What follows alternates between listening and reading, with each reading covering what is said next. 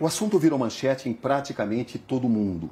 Quem é, afinal, a jovem brasileira que afirma que o jogador Neymar a estuprou? Chegou o momento de tirar as dúvidas e de mostrar a história que ela tem para contar. Qual é o seu nome completo? Nájila Trindade Mendes de Souza. E quem é a Nájila Trindade Mendes de Souza? Uma pessoa comum, que trabalha, estuda, sou modelo, estudante de design de interiores, que gosta de esporte, que treina, dança, sou filha, mãe, pessoa comum.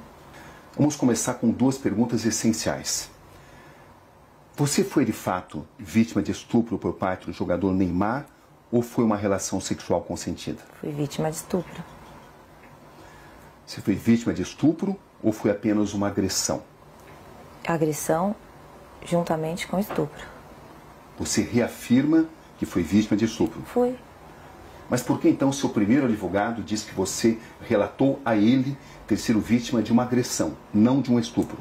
Primeiro que ele não estava acreditando totalmente em mim. E eu senti preconceito da parte dele. Porque ele disse pra mim que... você vai ter que cortar a unha, a gente vai ter que levar isso pra frente, mas você... Então, o que deu a entender que você foi estuprada, você não foi estuprada, você deu porque você quis, você fez porque você quis. Então, eu vou isentar essa parte, eu não vou colocar essa parte. Vou falar agressão porque eu tenho as provas, você me mostrou as provas da agressão, que foram as fotografias. E eu acho que ele só acreditou em mim porque ele viu a foto que o próprio Neymar mandou pra mim. Minha foto machucada. Como é que você conheceu o Neymar, Nájila? Através de uma rede social. Qual foi a rede social? Instagram. Como é que foram as conversas? Como é que você as escreve? Normal, eu mandei uma imagem pra ele, não era foto nude meu, era um texto. E ele respondeu e a gente começou a trocar mensagens. E depois de um tempo ele pediu o meu WhatsApp e eu passei. O próprio Neymar divulgou alguns trechos onde aparecem conversas de cunho sexual. Uhum. Quando é que essas conversas começaram? Naquele momento. Do WhatsApp. E você tinha ciência de que uma relação sexual poderia acontecer? Sim, o meu intuito era esse. Era o seu intuito? O meu intuito era ter uma relação sexual com ele. Desde quando você passou a pensar dessa forma? Quando eu comecei a falar com ele. Em que situação você viajou para Paris para encontrar o Neymar? Não, quem pagou a passagem? Ele. Ele pagou. E as suas despesas, quem pagou? Ele, do hotel. Isso ficou claro desde o início? Não, a gente conversou, eu conversei com ele como uma pessoa comum. Eu queria, era um intuito sexual, era um desejo meu. Acho que ficou até claro para ele isso. E ele perguntou quando eu poderia ir e eu disse, no momento eu não posso, questões financeiras, eu não podia ir. E também questão da minha agenda, do meu trabalho, enfim. E daí ele me sugeriu, tá, mas eu posso resolver isso. E aí eu fui com a passagem. Você levou dinheiro seu também? Levei. Ou seja, você viajou para Paris com que expectativa, Nájila? De ficar com ele, de encontrar com ele. Isso de realizar um desejo meu. Isso incluiu uma possível relação sexual? Obviamente. Você pensava nisso? Sim. Estava preparada para isso? Estava. Era algo já consentido, consensual entre vocês? Era. Certo. Quando você chega a Paris, o que acontece? Eu vou pro hotel, ele me manda mensagem falando que ia para uma festa e que ia passar lá antes para me dar um beijo, para me cumprimentar antes de ir nessa festa. E a partir disso, o que acontece? Eu tinha um desejo de ficar com o Neymar. E quando eu chego lá, tava tudo bem, tava tudo legal as mensagens. Uhul, eu ia conseguir, entendeu? Só que quando eu cheguei lá, ele estava agressivo, totalmente diferente daquele cara que eu conheci nas mensagens. Até aí, tudo bem. Como eu tinha muita vontade de ficar com ele, falei, ok, vou tentar manejar aqui. E a gente começou a trocar carícias, começou a ficar, a se beijar. E daí ele me despiu. Eu não Até achei... então foi tudo consensual? Foi. Até aí tudo bem. Sim. Só que depois ele começou a me bater. E eu falei assim, nos primeiros, ok, tava tudo certo. Só que depois começou a me machucar muito. E eu falei, para. Você falou isso de forma clara? Falei, para, está doendo. E ele falou, desculpa, linda. Ok, continuamos. Deitados na cama, rolando e tal. Eu falei, você trouxe preservativo? Porque eu não tenho. E ele disse, não. Eu falei, então não vai acontecer nada além disso. Porque não podemos. Qual foi a resposta dele? Ele não respondeu nada.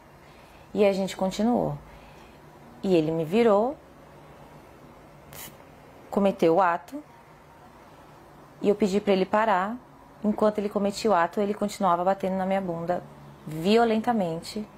E depois eu girei. Foi tudo muito rápido, questão de segundos, e me retirei. Foi isso que aconteceu. Você está totalmente convencida que conseguiu mostrar a ele que você não queria, não desejava mais a relação sexual? Eu falei, para. Não, para. Eu falei. E ele nunca disse nada a você? Ele não se comunicava muito. Ele só agia. Ou seja, você estava preparada para uma relação sexual consensual? Estava. E quando é que essa relação sexual consensual se transformou, na sua visão, em um ato de estupro? A partir do momento que ele se tornou agressivo, a partir do momento que eu perguntei para ele se ele tinha levado o preservativo, que eu não tinha, ele falou que não, e eu falei para ele, então não podemos. Então só vamos trocar carícia, vamos continuar aqui. E ele concordou, com o silêncio eu entendi como concordância. E quando ele me virou, ele já foi cometendo ato. Então assim, ele não entrou em um acordo comigo. Não, eu não trouxe, mas eu tô afim, eu quero. Não, ele ficou calado. Então pra mim, ele tinha entendido que não poderíamos ir além daquilo do que já estávamos fazendo. Ele te obrigou a manter relação sexual? A partir do momento que ele me segurou violentamente me batendo, ele estava me obrigando a ficar ali naquele lugar. Sem uso de preservativo? Sem uso de preservativo. Foi assim que aconteceu a relação sexual? Foi assim que aconteceu. Depois, quando eu saí da cama, quando eu me levantei e fui pro banheiro, eu fiquei, não acreditei, foi tipo uma decepção. E eu fiquei estarrecida, então assim, eu não consegui falar nada pra ele. Não consegui xingar, não consegui chorar, não consegui falar nada. Eu só fiquei em estado de choque, assim. E depois ele levantou, foi pro banheiro, e quando ele entrou por uma porta, eu saí por outra.